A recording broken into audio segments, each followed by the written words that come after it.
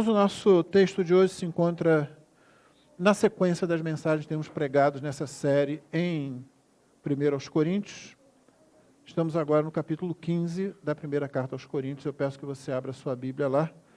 E nós já fizemos um breve início para ligar a argumentação de Paulo no capítulo 14 ao que ele vai dizer agora no capítulo 15. Se você se lembrar, Paulo estava tratando no capítulo 14, embora muitos pensem que ele está falando sobre dom de línguas ou coisa assim, Paulo estava falando de confusão no culto, de como é necessário clareza no culto.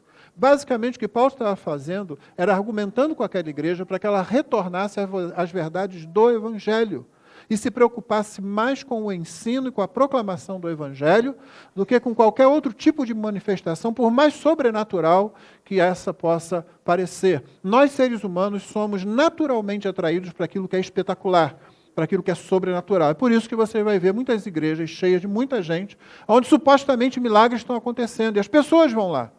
E seja por fantasia, ou seja por qualquer outra coisa, elas acreditam que aqueles milagres estão acontecendo. Mas digo mais, mesmo que milagres autênticos, realizados pelo Senhor Deus, estejam acontecendo, a ênfase das Escrituras sempre é: voltem-se para as palavras do Evangelho. É o que Paulo faz aqui. Portanto, quando ele passa para o capítulo 15, que ele vai falar sobre uma doutrina distintiva da fé cristã, que é a ressurreição do corpo, ele não está falando sobre a ressurreição de Cristo, está falando sobre a ressurreição do corpo. A ressurreição de Cristo são, como diz a palavra, como diz o próprio texto do capítulo 15, são as primícias, né, daqueles que dormem, daqueles que hão de ressuscitar, estão mortos e hão de ressuscitar. Cristo é a ressurreição que dá início e que dá poder para que a ressurreição no fim dos tempos aconteça, para que nós tenhamos essa segurança. Mas não é esse o tema do capítulo 15.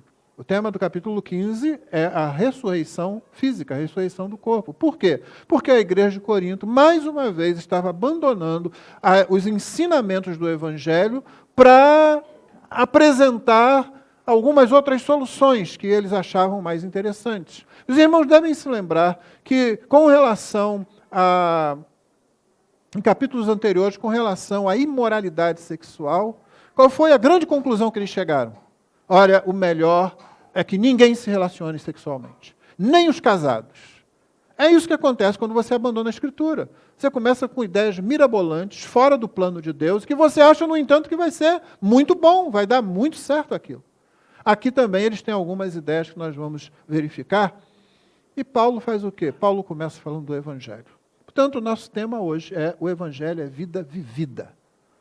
Perdoe se há alguma redundância nesse tema, mas o Evangelho é vida vivida. Ela não é uma vida simplesmente que você aceita intelectualmente.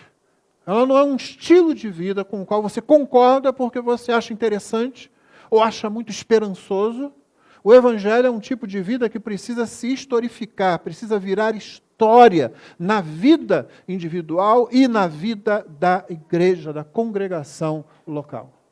E é isso que a gente passa a ver agora. Lembrando que os nossos temas de hoje são tema teológico, aquele tema que se volta para Deus, e sobre o qual as músicas e até as orações deste domingo estão sendo feitas e preparadas. O tema teológico é Jesus é fonte de vida, e o tema antropológico, aquele que se volta para nós, é vida resoluta. Porque assim, não existe mágica, irmão. Existe decisão. Você foi capacitado para isso. Eu disse aqui no grupo, aliás, temos tido um grupo muito bom às terças-feiras aqui para estudar a palavra de Deus, e eu disse para os irmãos, nós fomos feitos no novo nascimento, nós fomos feitos para a santificação. Sim, existe luta. Sim, existe resolução, decisão, mas você foi feito para isso. Você foi feito justamente para esse tipo de coisa.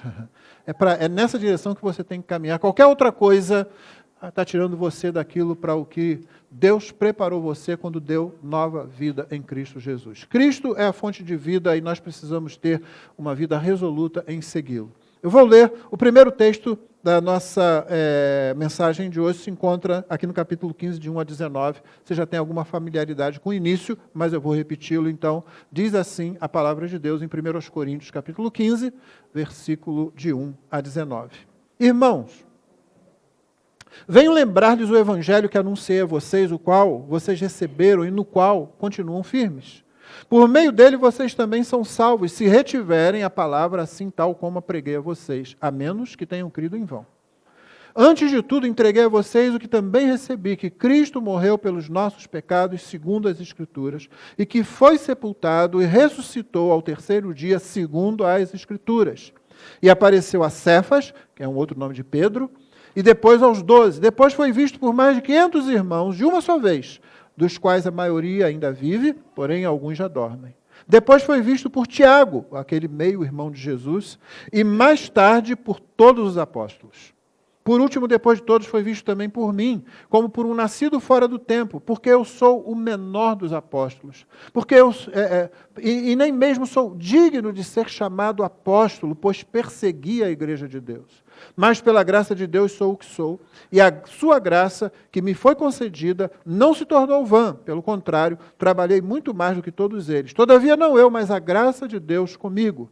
Portanto, seja eu ou sejam eles, assim pregamos e assim vocês creram. Ora, se o que se prega é que Cristo ressuscitou dentre os mortos, como alguns de vocês afirmam que não há ressurreição de mortos? E se não há ressurreição de mortos, então Cristo não ressuscitou. E se Cristo não ressuscitou, é vã a nossa pregação e é vã a fé que vocês têm. Além disso, somos tidos por falsas testemunhas de Deus, porque temos testemunhado contra Deus que ele ressuscitou a Cristo, ao qual ele não ressuscitou, se é certo que os mortos não ressuscitam. Porque se os mortos não ressuscitam, também Cristo não ressuscitou. E se Cristo não ressuscitou, é vã a fé que vocês têm e vocês ainda permanecem nos seus pecados. E ainda mais, os que adormeceram em Cristo estão perdidos. Se a nossa esperança em Cristo se limita apenas a esta vida, somos as pessoas mais infelizes deste mundo. Essa é a palavra de Deus. Você nota como Paulo repete? Parece um chato, não é? Você sabe por que ele repete. Primeiro, você sabe que na cultura semita, você não tem negrito, você não tem itálico, você tem o que para dar ênfase? Repetição. E você sabe, quando se repete uma coisa, uma doutrina, como ele faz aqui, você percebeu isso, é porque ele está dando realmente ênfase nisso. É assim que se dá ênfase. Talvez você conheça a letra. Imagine que não existe céu. É fácil se você tentar. Nenhum inferno abaixo de nós e acima somente o firmamento. Imagine todas as pessoas vivendo somente para o hoje. Isso foi o que o John Lennon escreveu, gravou em 1971, numa música chamada Imagine, em que ele supõe que se nós conseguirmos nos livrar das coisas que nos causam problema, como política, como riquezas, como religião, nós viríamos, como ele vai dizer adiante na letra, como uma grande irmandade. O problema com esse tipo de letra é que ela olha para o lado errado quando procura o problema. Olha para fora de nós. E quer deixar o problema de lado. Mas quando ela faz isso, suposto problema fora de nós, quando não reconhece que o problema está dentro de nós, é a nossa separação, o nosso afastamento de Deus por causa da nossa própria desobediência, ela joga fora a própria solução quando diz, imagine que não há um céu, que não há um paraíso. Exatamente como aqueles homens fizeram lá em Corinto, dizendo, olha, a solução para a imoralidade sexual é que ninguém toque ninguém, nem os casados. E Paulo, você se lembra qual é a resposta dele? Paulo diz, é justamente o contrário. É dentro do casamento que você pode evitar isso. É esse o plano de Deus. Eles estavam indo numa direção completamente equivocada. Lennon também estava numa direção completamente equivocada. O céu, na verdade, é a resposta para muita coisa. É verdade que tem muita gente que encara isso equivocadamente e faz do céu uma coisa que o céu não é e que a Bíblia nunca ensinou. E nós vamos ver isso até o final desse capítulo, quando o abordarmos todo. E nós vamos fazer isso em algumas mensagens. Mas hoje o que nós queremos ver são esses textos aqui e ter diante de nós, e eu quero já adiantar isso, o céu é a resposta para a maior parte dos grandes problemas e dilemas humanos. O céu, como a Bíblia descreve, não aquilo que está na cabeça das pessoas, como nós vemos hoje. Então, primeiro, você vê do versículo 1 a 4 que Paulo apresenta a ressurreição de Cristo como atestada nas Escrituras. Ele diz mais uma vez, olha, Cristo morreu pelos nossos pecados, segundo as Escrituras. Cristo foi sepultado e ressuscitado, segundo as Escrituras. A primeira coisa que ele faz é apontar para as Escrituras. A segunda coisa que ele faz, do versículo 5 a 10, incluindo na sua própria história, é que a ressurreição de Cristo é atestada na história. Ele foi visto por Pedro, ele foi visto por outros apóstolos, ele foi visto por 500 pessoas de uma só vez, ele foi visto por Tiago, e por último ele apareceu ao próprio Paulo. E é interessante que aqui Paulo não menciona as mulheres, que na verdade foram as primeiras testemunhas da ressurreição de Cristo. Por que Paulo faz isso? Obviamente porque ele é machista, não é? É aí que a gente começa as deduções absurdas a respeito disso. Não, é porque como Paulo começou isso aqui? Paulo começou se referindo ao Evangelho e a quem pregou o Evangelho. Paulo não está preocupado aqui se quem pregou foi A, B ou C, se foi um homem ou se foi uma mulher. Ele está preocupado aqui com a autoridade da pregação do Evangelho. Nesse momento aqui, quem são as únicas pessoas no planeta que têm autoridade dada diretamente por Cristo para pregar o Evangelho? Os apóstolos. É por isso que a doutrina da igreja se constrói em cima dos apóstolos. É com isso que Paulo está preocupado. Portanto, não é que ele seja machista, ele está dizendo, olha, o grupo apostólico, principalmente, excetuando-se esse grupo de 500 pessoas, dos quais auxiliares e companheiros dos apóstolos certamente foram tomados, surgiram ali. Mas é o grupo apostólico que tem a autoridade, que recebeu a autoridade para pregar a igreja. É por isso que nós estamos lendo um livro escrito por um apóstolo. É por isso que o Novo Testamento é composto por livros escritos por apóstolos ou alguém sob a autoridade de um apóstolo. Essa é a ideia de Paulo. E é por isso que ele repete, irmãos, eu venho lembrar-lhes o Evangelho. Paulo não disse, eu vou anunciar um negócio que eu ainda não falei para vocês. E aí fala da ressurreição. Não, eu venho lembrar o Evangelho. Ele faz mais, ele diz o qual vocês receberam e no qual continuam firmes. Vocês receberam o Evangelho. E vocês continuam firmes. Mas ele ainda não está satisfeito. Ele diz no versículo 3, antes de tudo entreguei a vocês o que também recebi. Eu não inventei o Evangelho. O Evangelho não é de Paulo. A autoridade apostólica não implica em que os apóstolos inventaram ou criaram o Evangelho. Eles receberam o Evangelho de Cristo. Paulo recebeu o Evangelho de Cristo. E aí ele expõe um pequeno resumo do Evangelho, falando da morte, sepultamento, ressurreição de Cristo. E dá o testemunho na história daqueles a quem Jesus apareceu. E fala da sua própria história. Por último, ele apareceu a mim. E eu não era nem digno de que ele aparecesse para mim. Eu não sou digno de ser chamado apóstolo. Diferentemente dos apóstolos que estão aí hoje, Paulo diz, eu não sou digno. Tem gente querendo dizer, eu sou seu apóstolo, eu mando em você, eu controlo sua vida, eu digo o que você tem que fazer. Paulo está dizendo, Paulo, um real apóstolo de Cristo, está dizendo, eu não sou digno, eu persegui a igreja.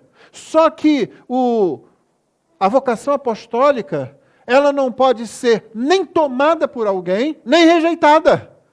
O Senhor Jesus disse, você vai ser meu apóstolo. Pronto, o Senhor Jesus interceptou Paulo no caminho para Damasco. Você se lembra? Paulo ficou cego por uns 3 dias. Depois Ananias foi lá e orou por ele. E para Ananias ir lá, Deus teve que falar para Ananias o quê? Ananias, vai lá, ele é para mim um vaso escolhido. Eu vou mostrar para ele, ele ainda vai sofrer muito por causa do Evangelho. Esse que estava aí perseguindo a igreja vai ser um dos meus principais pregadores nesse momento da história. Então Paulo diz, ele apareceu para mim. O que ele está fazendo é o seguinte, eu abandonei tudo aquilo que eu pensava que era verdade, porque Cristo se encontrou comigo. Eu passei a pregar exatamente o oposto do que eu estava. Você acha que eu sou um homem sem convicção? Vocês acham que eu fui um sujeito superficial? Não, eu era firme. Ele vai falar isso na carta aos Gálatas com muito mais palavras ainda. Eu era firme, eu era austero, eu era ortodoxo, eu era tudo isso. Eu considerei tudo isso como refúgio, ele diz em outro lugar. Joguei tudo fora por causa de Cristo Jesus. Porque quando Cristo encontra a gente, as coisas mudam. Então, quando um religioso encontra a gente, a coisa pode dar ruim. Quando uma igreja mal conduzida encontra a gente, a coisa pode dar ruim. Mas quando o Senhor Jesus encontra a gente, a vida vem, porque Ele é a fonte da vida. Então, Cristo Jesus encontrou Paulo. Na história de Paulo, na história pessoal de Paulo, o Senhor também se apresentou e houve mudança. Finalmente, no versículo 11, ele fala, é outra repetição. Portanto, seja eu, ou sejam eles, os outros apóstolos, assim pregamos e assim vocês creram. O que ele está fazendo aqui é dar ênfase de novo. Fiquem apegados àquilo que foi pregado. Hoje você vai para a internet, você vai para a televisão e vai dizer, olha, a Bíblia não é mais suficiente. Olha, o Evangelho tem que ser atualizado. Olha, o Evangelho tem que ser reinterpretado. E Paulo já dizia, apeguem-se àquilo que foi pregado. Essa é a mensagem. Ela não é alterada, ela é atemporal. É por isso que ela pode ser aplicada a qualquer tempo, a qualquer cultura. E isso tem acontecido. Tem sido cometidos erros a respeito disso? Claro que tem. Sempre tem aqueles que ou não se comprometem com o Evangelho como ele é apresentado na Escritura, ou o torcem por ignorância, ou torcem por interesse pessoal para controlar a vida dos outros. Ao longo da história você vai encontrar isso. Mas, irmãos, eu tenho dito aqui mais de uma vez, quando tem um arranhão no dedo do pé, você não corta a perna fora. Você trata o arranhão. Tem gente que quer eliminar, essa é a filosofia dos coríntios, né? Vamos eliminar de vez qualquer contato sexual, porque aí a gente vai resolver o problema, e Paulo diz, não vai resolver nada, não vai consertar nada, e vocês ainda vão deixar de usar o remédio que Deus já tinha programado para esse tipo de coisa.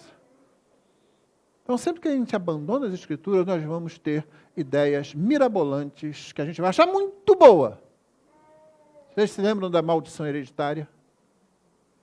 Lembra disso? Quem está na igreja há algum tempo, na igreja evangélica, sabe disso. Houve um tempo aí que o pessoal estava um problema, o pessoal influenciado por aquilo que era chamado de regressão, né?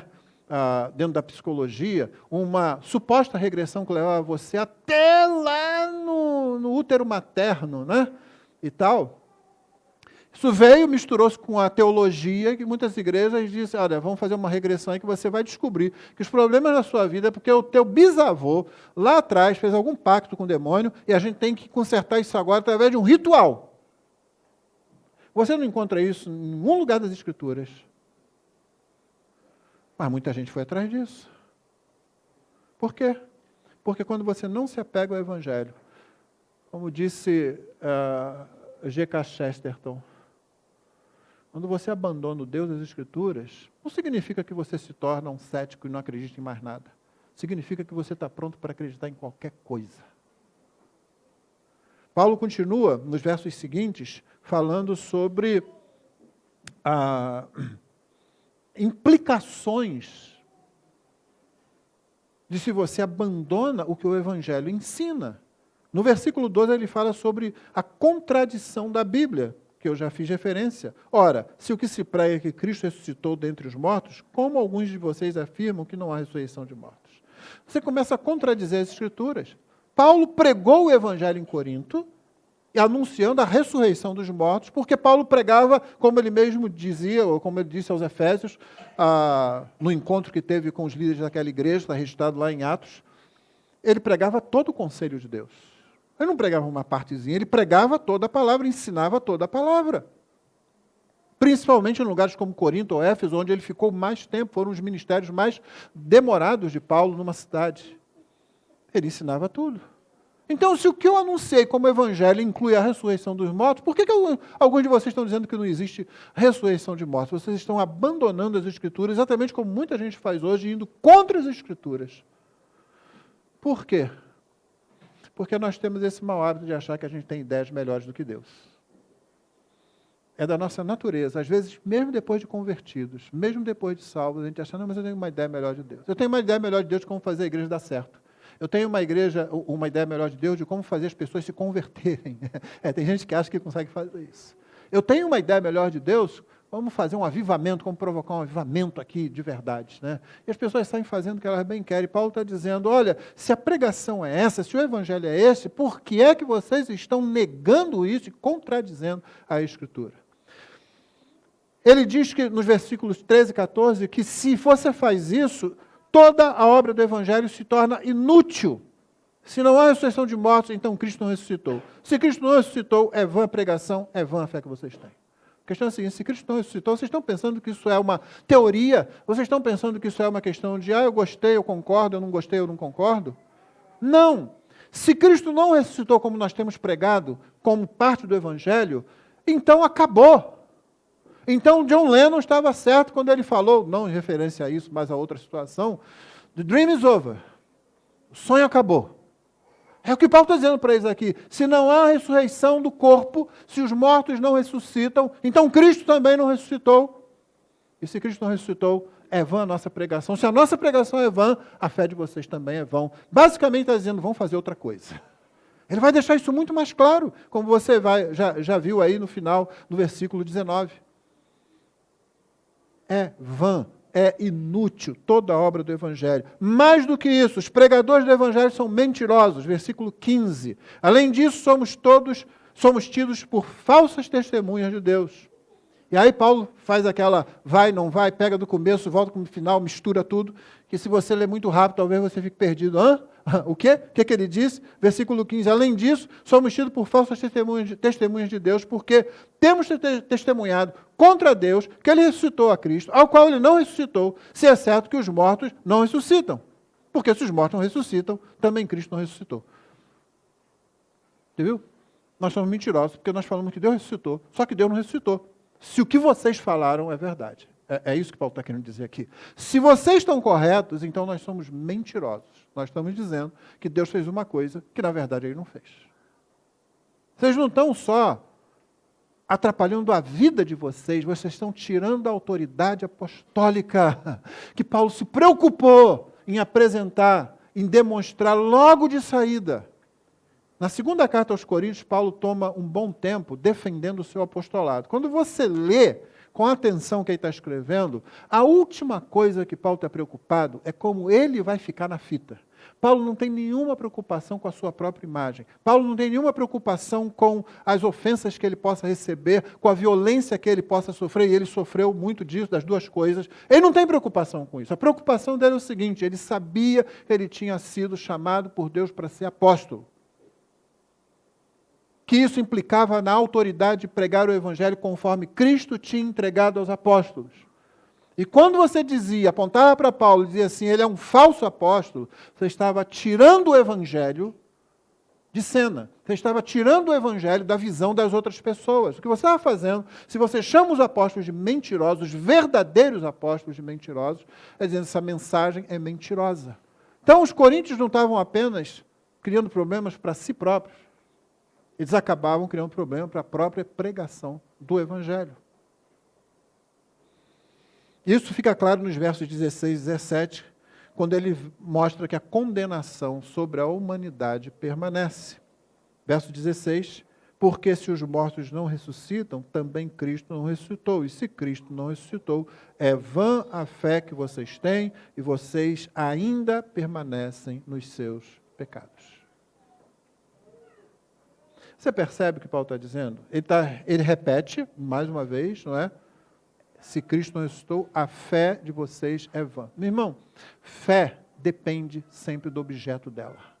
É por isso que eu tenho ensinado aqui que fé não é um tipo de força de vontade, um negócio que se você acreditar bastante aquilo vai acontecer, porque você acreditou muito, não. Isso aí pode ser determinação, isso aí pode ser até ingenuidade, pode ser várias coisas, mas não é fé como a Bíblia apresenta. Fé, segundo o que a Bíblia ensina, é uma atitude adequada, apropriada com relação àquilo que Deus diz. Então, se Cristo não ressuscitou, e essa era a mensagem do Evangelho, e o Evangelho seria então falso, essas pessoas estariam acreditando numa mentira, e não importa o quanto elas estivessem crentes nessa mentira, o pecado permanecia ainda. Por quê, irmãos? Quando Pedro prega o primeiro sermão da igreja, lá em Atos 2, o que ele diz a respeito da ressurreição de Cristo?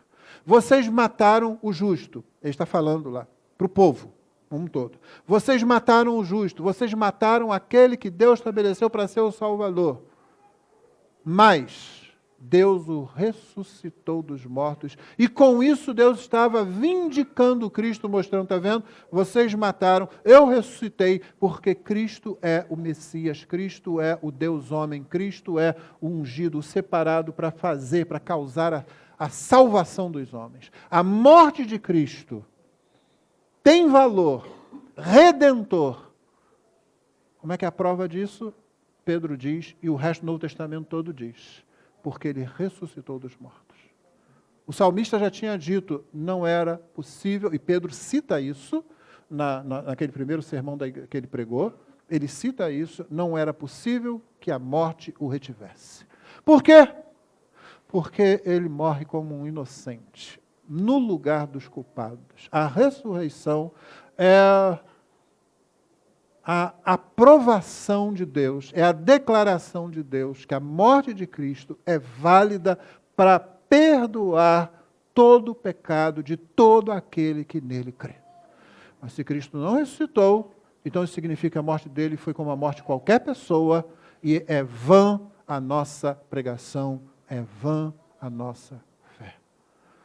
Viu a preocupação de Paulo? Ele não está preocupado com uma tese teológica, com uma discussão que alguns membros da igreja estão tendo. Ele está preocupado com o cerne do Evangelho. Você não pode alterar uma parte do Evangelho e achar que fica tudo bem. No momento em que você altera alguma coisa, você vai descobrir que você está alterando todo o Evangelho. Paulo ainda incrementa o seu argumento no verso 18, dizendo, os que morreram, então, se não há ressurreição, já estão realmente sem possibilidade nenhuma.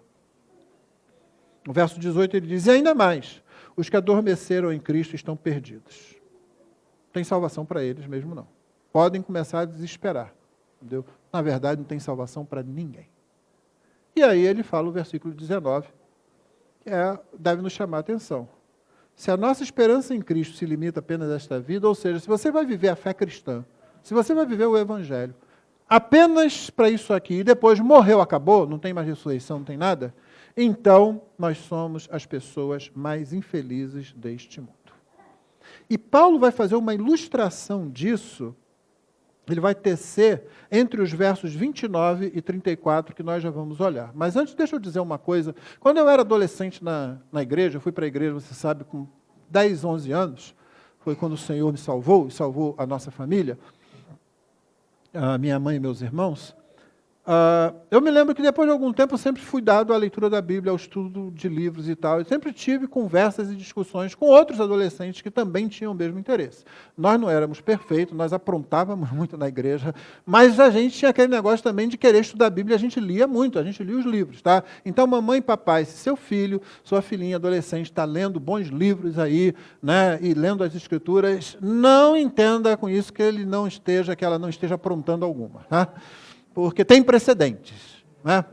Eu me lembro que uma das situações que eu ouvi há muito tempo, de um colega na igreja que falou, ele disse assim, a conversa, sempre aquelas ilustrações, né? A conversa entre um professor, entre um cristão idoso já, um senhor crente há muito tempo, né? Pastor inclusive, e entre um professor ateu.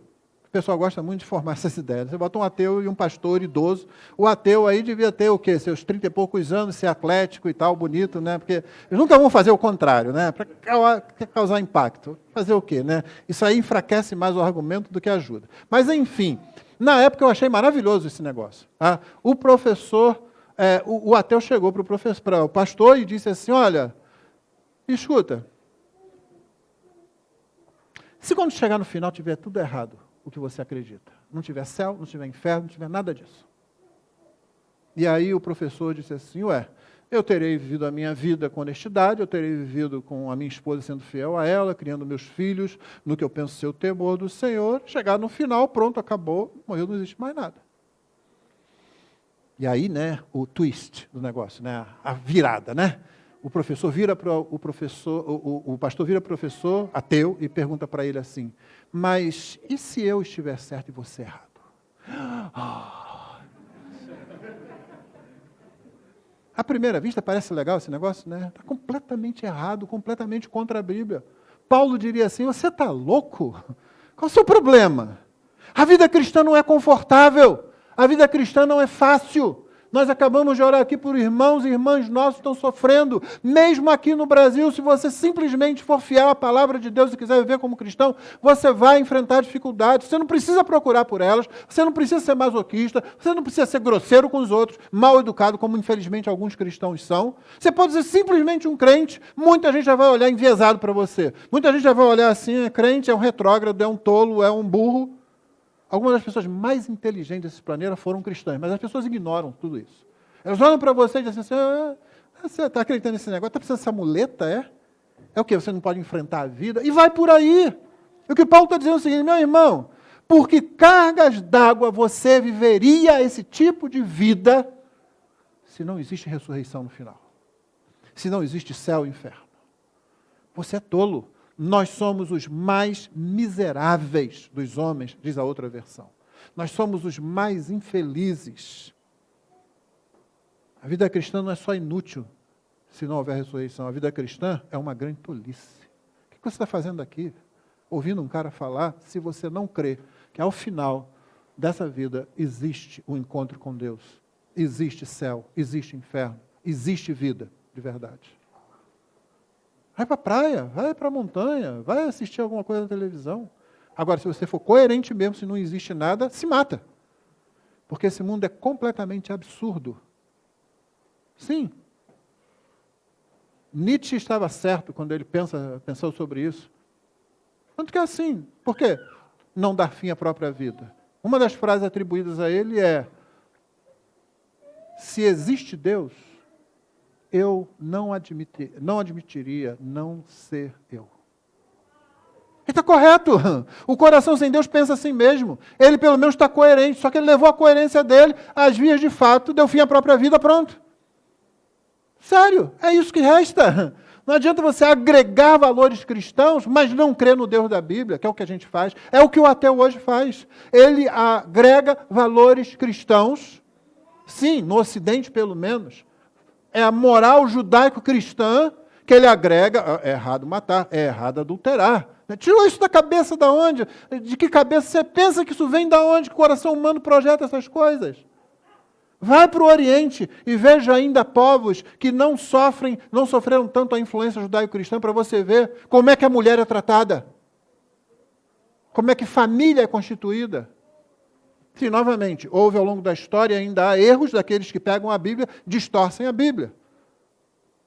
Mas se a mudança cultural significativa no Ocidente, que agora vai se esquecendo disso cada vez mais, e aí você vê o quadro em que está a Europa, por exemplo, não só a Europa, mas o próprio Estados Unidos, berço de missões. Se houve alguma coisa boa acontecendo nos últimos séculos, foi por causa da influência judaico-cristã. Mas por causa da coerência, existe um Deus a quem nós vamos prestar contas. Então Paulo chega à conclusão óbvia, meus irmãos, se vocês não creem em ressurreição, vão fazer outra coisa, vocês estão perdendo tempo, vocês são tolos. Como disse C.S. Lewis certa vez, eu não aconselharia a vida cristã para ninguém que estiver procurando conforto. A vida cristã não é confortável. Paulo ilustra isso nos versículos 29 a 30. E eu peço que você acompanhe a leitura. Então nós vamos pular um trecho, ao qual eu vou voltar em outra mensagem, mas aqui você tem uma ilustração do que ele falou no verso 19. Ele tem uma ilustração daquilo que seria a vida cristã se não há ressurreição. Note, ele está falando sobre a ressurreição porque ele está tratando desse problema agora. Se não há ressurreição de mortos, então Cristo não morreu pelos nossos pecados, Cristo não é o Salvador e nós continuamos perdidos. Então no verso 29 ele diz: de outra maneira, que farão os que se batizam por causa dos mortos? Se de fato os mortos não ressuscitam, por que se batizam por causa deles? E aí é um texto daqueles difíceis que, como nós falamos na escola dominical, vai ter uma fila lá para perguntar a Paulo: Paulo, por que você quis dizer isso? Eu vou estar lá para perguntar: Paulo, para que você botou isso lá? Porque é impossível você saber exatamente do que ele está falando aqui, mas você sabe por tudo mais que ele escreveu, em todos os livros do Novo Testamento escritos por Paulo, e você sabe, a única vez que isso aparece aqui, que o mais provável é que Paulo esteja se referindo à prática de alguns dentro daquela igreja, da igreja de Corinto, que talvez viram alguém que morreu antes de ser batizado, e eu vou me batizar por essa pessoa porque ela não foi batizada. os Mormons constroem um arcabouço enorme em cima disso. Em lugares como Salt Lake City, eles têm registros, pesquisas da genealogia, das famílias, para ir se batizando por todo mundo, para salvar todo mundo, por causa desse versículo aqui. Eu gostaria muito que Paulo explicasse isso lá. O negócio é que isso aqui não afeta em nada o entendimento da salvação, e o que você pode saber aqui é que Paulo está usando como um argumento para mostrar a incoerência daqueles que talvez estivessem fazendo esse tipo de coisa. Se você estiver interessado em pesquisar mais sobre isso, irmãos, N proposições a respeito do que ele pode estar falando e N soluções para você tentar resolver isso, e você pode se divertir com isso aí. Nenhuma delas, na verdade, vai fazer diferença sobre o que Paulo está falando, porque ele está dizendo o seguinte: olha a incoerência de vocês. É o que? É o desespero? Vamos lembrar que na igreja de Corinto, você não deve entender que toda a igreja está fazendo a mesma coisa o tempo todo. Essa igreja é dividida. Então, alguns ali talvez estivessem fazendo isso. Mas Paulo continua argumentando. E porque também nós nos expomos a perigos toda hora. Você está vendo? Se não existe ressurreição, por que nós nos expomos a perigo toda hora? Qual é o senso disso? Paulo não é um tolo. Irmãos, os cristãos não são tolos, nunca foram. Um dos argumentos mais interessantes que C.S. Lewis usa num livro dele chamado Milagres, quando ele trata, por exemplo, daqueles que dizem assim, pessoal lá acreditar no nascimento virginal, José acreditar no nascimento virginal, o homem do século XX, que foi quando Lewis escreveu, o homem do século XX não aceita uma coisa dessa. Eu pergunto a você conhece algum homem, em qualquer época da história da humanidade, que ia simplesmente aceitar numa boa, se a esposa dele aparecesse grávida e dissesse assim, não, é de uma divindade. Você percebe a tolice do argumento? Não foi o Espírito Santo, José. José teve que vir um anjo para dizer para ele, José, deixa eu te explicar, cara, eu sei que é difícil para você, mas o Espírito de Deus agiu no organismo de Maria para que ela produzisse vida ali, sem um contato humano. Porque aquele que nasce dela, ele não é qualquer um, ele é filho do Deus Altíssimo, ele é Deus, e ele nasce sem pecado, diferentemente de todo mundo que nasce do contato de um homem e de uma mulher e que necessariamente já nasce pecador. Teve que um anjo vir. E eu acho que José, ainda depois da visão, ficou assim, gente, eu sonhei isso, comi muito ontem à noite, ou é verdade? Você pensa que é fácil? As pessoas querem reduzir os cristãos a tolos. Acha que Paulo é tolo? Aliás, eu assisti, alguém produziu um videozinho muito legal, né? Quem me mandou, muito bonito, eu gostei muito daquilo, porque é o que você estuda às vezes quando você faz estudo de apologética. Né? Está lá o grupo de discípulos, né? Jesus foi crucificado, morreu, aí vem um deles e fala assim, tive uma ideia, vamos dizer que Jesus ressuscitou. Os outros, poxa, que legal. Tá. E aí? Mas o que a gente vai ganhar com isso? Vamos perder todos os nossos bens, o Sinédrio vai vir atrás da gente, provavelmente vai prender a gente depois disso. Mas nós vamos dizer que ele ressuscitou mesmo, que ele está vivo, e vamos continuar pregando isso. A gente vai ganhar algum dinheiro? Não, a gente deve ficar mais pobre, talvez a gente tenha que correr de uma cidade para outra fugindo. E é isso. Foi isso que os discípulos ganharam por dizer, ele ressuscitou. Não, isso é besteira. São homens tolos. Sim, nós arriscamos vida, arriscamos família. Tiago, o irmão de João, foi o primeiro a perder a vida por causa disso. Depois que ele morreu, ninguém falou, gente, está dando errado, deu ruim, vamos dizer que é mentira, que foi só uma brincadeirinha, senão vai morrer todo mundo. Não, eles persistem em pregar. Pedro foi preso, estava preso. E depois que ele foi libertado lá pelo poder de Deus, o que ele fez? Ele saiu dali e foi para outra cidade, porque senão ele sabia que ia sobrar ainda para ele de novo. Esses homens não construíram uma mentira que lhes custou a vida, lhes custou a reputação, lhes custou a família. Por isso Paulo está dizendo, porque também nós nos expomos a perigos a toda hora, dia após dia morro. Eu afirmo isso, irmãos, pelo orgulho que tenho de vocês em Cristo Jesus nosso Senhor. Se como homem lutei em Éfeso contra feras, nota bem a metáfora que ele está usando, a imagem que ele está usando, porque a luta de Paulo em Éfeso foi grande. Você se lembra? Quando ele começou a pregar lá, as vendas dos ídolos, Éfeso era o templo da deusa, da grande deusa, Diana, né? Diana dos Efésios. E que tinha lá a imagem que caiu do céu. Provavelmente foi um meteorito que parecia a imagem de uma mulher, né? E colocaram lá, e isso é a imagem dela que é o do céu. E eles vendiam isso como faz hoje, né? Então, se você vai em qualquer lugar aí, qualquer igreja que tem aí, está lá vendendo a imagem disso, imagem daquilo. Até em igreja evangélica você vai achar isso, né? Já me sugeriram aqui para a gente arrecadar mais dinheiro, vender chaveirinho com a foto do pastor, mas eu acho que acho que não ia funcionar muito, né? Assim, não sei, né? Teria que achar outra pessoa aí. Mas enfim, fazia-se isso. E Éfeso não era só um centro religioso, era, como era muito comum, um centro econômico também. As vendas começaram a cair. Deu ruim. Paulo passou muito aperto ali, mas pregou o evangelho ali por 3 anos ainda. Persistiu. Por quê? Porque é louco? Sim, essa é uma possibilidade. Ele é louco. Porque ele está ganhando alguma coisa, tem algum interesse nisso? Meio difícil isso, porque ele não ganhou nada, a não ser chicotada, chibatada e prisão. Tem uma outra possibilidade. Ele sabe de alguma coisa que os outros não sabem.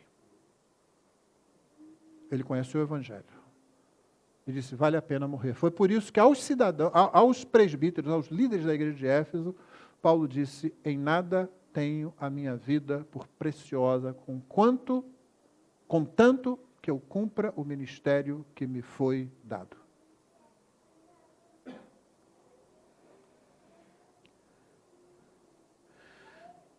Se como homem lutei em Éfeso contra essas feras, qual foi o meu proveito? Se os mortos não ressuscitam, comamos, bebamos, amanhã a gente morre. Pronto. Paulo é lógico, Paulo sabe como raciocinar bem. Não tem ressurreição de morte, então, cara, aproveita a vida agora. Vamos partir para o existencialismo puro e simples. Aproveita, faz o que você quiser fazer.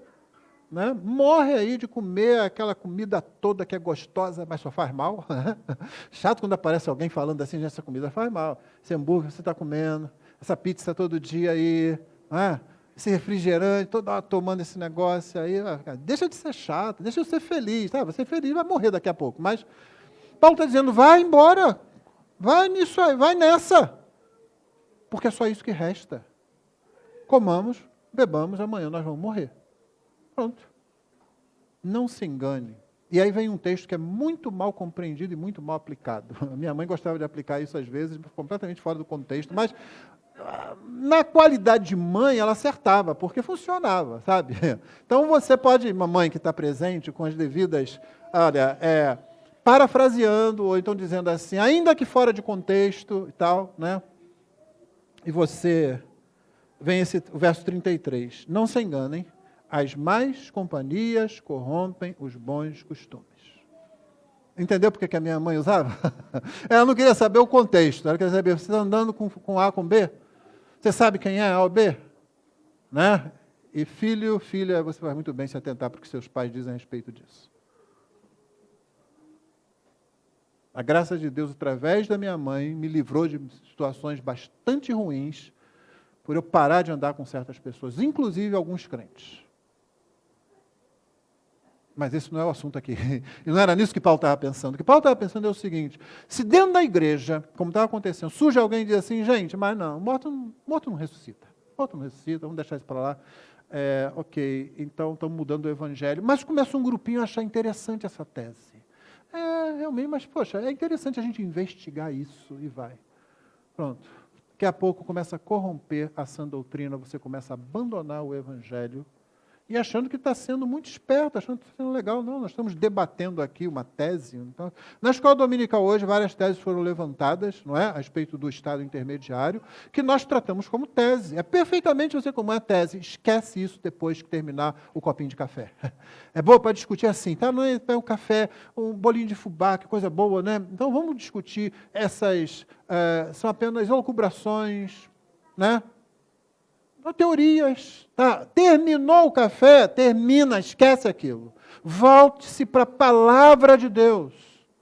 Porque só na palavra de Deus nós temos sustentação para a nossa fé. É a palavra de Deus que cria fé em nós, é a palavra de Deus que sustenta a nossa fé, é a palavra de Deus que continua conduzindo a nossa fé pelo caminho correto. No momento que você sai daí, você perde a âncora, e aí fica igual o garoto da âncora lá na poesia da CBA ontem, que achava que a vida dele era assim, um barco solto, sem âncora, que vai jogado para lá e jogado para cá.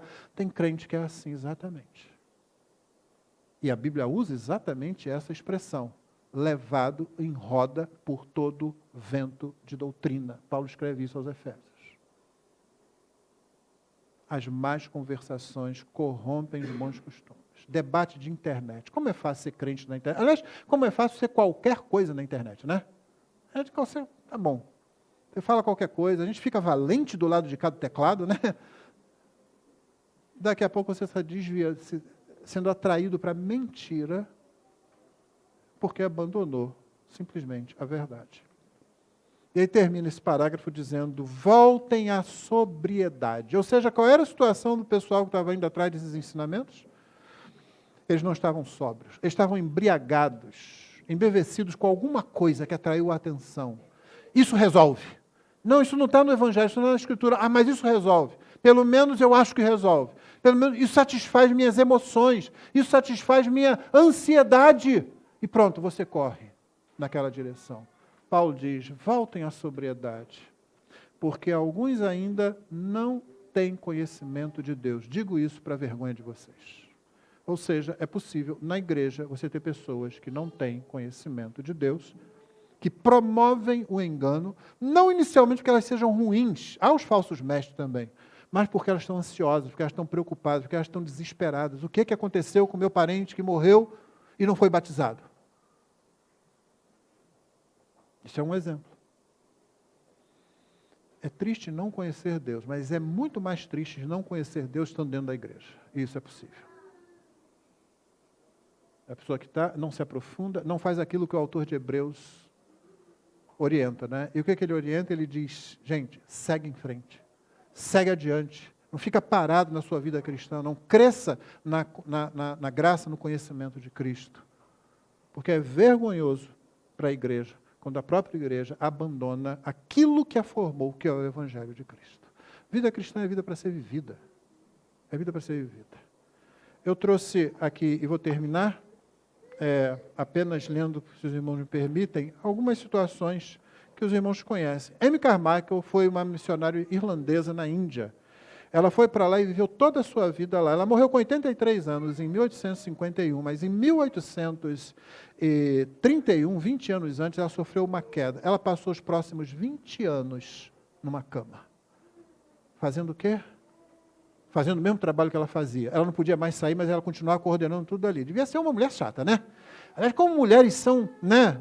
Elas são resistentes, elas conseguem. Ficou 20 anos, se é um homem lá, morri, está com 36,9 de febre. Ele já está chamando de febre, já está querendo fazer um testamento, né? Essa mulher passou ali 20 anos de cama e continuou cumprindo o ministério que libertou mais de 1.000 meninas de se tornarem escravas sexuais na Índia. Você conhece a história de Eric Liddell, que nos Jogos de Paris de 1924 recusou-se a participar das eliminatórias para uma competição. E todo mundo ficou assoberbado. Por que ele fez isso? Por que esse homem tolo fez isso? Porque caía num domingo. Ah, gente, espera lá, domingo. Domingo é um dia como outro qualquer. Não era para Eric Liddell. Ele enfrentou toda a oposição. Participou de outra competição, na qual ele ganhou a medalha de ouro, mas aquela ali ele simplesmente abriu mão. Ele não pensou duas vezes. É interessante, porque Liddell morreu num campo de concentração japonês. Durante aquela guerra sino-japonesa que acontece dentro do escopo da Segunda Guerra Mundial. Ele tinha casado com uma canadense e ele, vendo a situação, ele mandou a esposa dele, as 3 filhas, para o Canadá, mas ele permaneceu lá ainda fazendo trabalho, só que ele foi acometido de um tumor cerebral e depois febre tifoide, isso já num campo onde ele ficou mais de 3 anos. E os japoneses não eram brincadeira, e ele morreu ali. Por que esse homem fez isso? Que loucura, que tolice! Não. É porque aquele que não aceita o seu livramento, como diz Hebreus, ele anseia por uma superior ressurreição. Uma expressão que apenas diz respeito àquela compreensão que você tem do que realmente significa ter vida cristã e confiar nas palavras do Senhor Jesus. Os moravianos. O movimento morável foi um movimento que começou no século XVIII na Alemanha, durou mais de 100 anos. Reuniões de oração, missões, Mas o que eu quero me referir é aquela conhecida história de 2 jovens que estavam na faixa dos 20 anos e souberam de uma ilha no leste da Índia, onde havia ali cerca de 2.000 pessoas que eram escravas de um senhor britânico lá, que era ateu e que não queria saber de nada de evangelho. Eles perguntaram, eu posso falar, pregar o evangelho para essas pessoas? Eu não quero ninguém falando dessa tolice lá. Aí eles foram orar a respeito disso, o que eles fizeram? Eles falaram para o homem, e se a gente se vendesse como escravo, se a gente fosse escravo, a gente pode ir para lá? Aí o cara falou para eles assim, pode, mas eu não vou nem pagar a viagem de vocês, não. Eles se venderam para o homem como escravo. Pegaram o dinheiro e pagaram a passagem. E foram embora no navio. E você sabe que no final, quando o navio tomou certa distância do porto, e eles vendo suas famílias, e ali eles se abraçaram, e as suas frases foram registradas e ficaram famosas desde então. Que o cordeiro que foi imolado receba a recompensa do seu sofrimento. A nossa vida não é nada comparado àquilo que ele fez por nós. Nós podemos passar o resto da nossa vida pregando o evangelho para aquelas 2.000 pessoas. E por último, talvez você se lembre de Philip James Elliot, que a gente conhece mais como Jim Elliot. Ele foi morto com 4 amigos dele, companheiro, jovem, né, com 28 anos ainda, no dia 8 de janeiro de 56, às margens do rio Curaray, estavam na operação, chamada Operação Alca, tentando evangelizar os índios Huaorani, e os índios tinham aprontado para eles. Aparentemente tinham se aproximado, mas na verdade os índios estavam com muito medo deles, e acabaram matando os 5, ele e mais 4. É atribuída a ele a frase que ele escreveu muito tempo antes, não é tolo aquele que dá o que não pode guardar para ganhar o que não pode perder. Essa frase, por sua vez, é atribuída a um pregador inglês, não conformista, Philip Henry, do século XVII, que disse certa vez, não é tolo aquele que abre mão do que não pode conservar, quando tem certeza que será recompensado com o que não pode perder. Esses homens não são loucos, não são tolos. É que se não há ressurreição, aí nós seremos tolos se continuarmos sendo cristãos. Mas se há ressurreição dos mortos, irmão, não há sacrifício nenhum que você passe nessa vida que possa ser comparado. É por isso que Paulo disse aos Filipenses, eu prefiro morrer e estar com Cristo, o que é incomparavelmente melhor. Que Deus nos abençoe, nos dê graça. Nós vamos ficar de pé, nós vamos orar, depois vamos cantar. E aí eu vou pedir que você sente a ligação, a transmissão será encerrada. Deus abençoe você que está nos acompanhando até agora, que a palavra dele alcance seu coração. Então, logo após o hino, a transmissão será encerrada. Nós prosseguiremos só com a palavra pastoral antes da oração silenciosa, que eu tenho uma consulta a fazer à igreja. Pai querido, louvado seja o teu nome. Nós não corremos em vão. A nossa pregação e a nossa fé não caem por terra, porque Jesus ressuscitou dentre os mortos. E porque Jesus é a prova viva da nossa própria ressurreição final. Nós não somos dignos de nada disso. Não somos dignos de ensinar ou pregar a tua palavra. Não somos dignos de elevar a nossa voz a ti, mas por causa da vida perfeita, completa do Senhor Jesus Cristo, a sua obra perfeita. A justiça dele nos reveste. Ao que nós não merecemos e recebemos de graça. Por causa disso, temos certeza de que a tua palavra é verdadeira e de que, no final, todo aquele que estiver no sepulcro ouvirá a voz do Filho e ressuscitará para a vida eterna. Ó Deus, que isso nos impulsione a viver para Ti, a sermos significantes, comprometidos com o que acontece aqui, a sermos relevantes dentro daquilo que o Teu Evangelho ensina. Nos esforçando, Senhor Deus, para que outros recebam a mensagem do Evangelho e sejam também salvos. Ouve a nossa súplica, ouve a nossa oração, nós te louvamos em nome de Jesus. Amém.